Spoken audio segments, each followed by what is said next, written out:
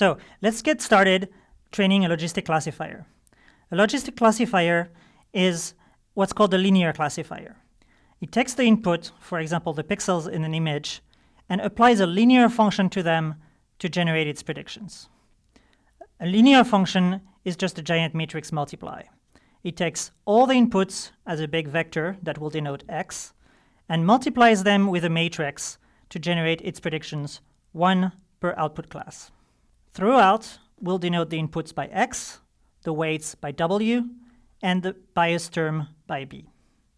The weights of that matrix and the bias is where the machine learning comes in.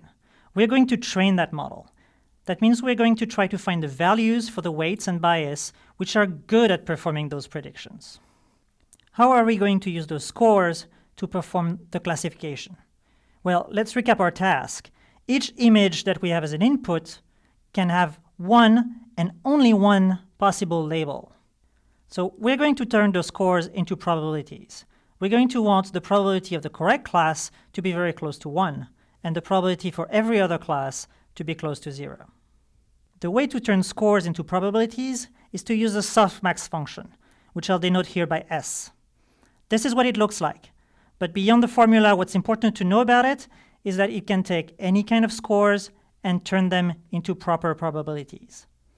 Proper probabilities sum to 1, and they will be large when the scores are large, and small when the scores are comparatively smaller. Scores, in the context of logistic regression, are often also called Logits.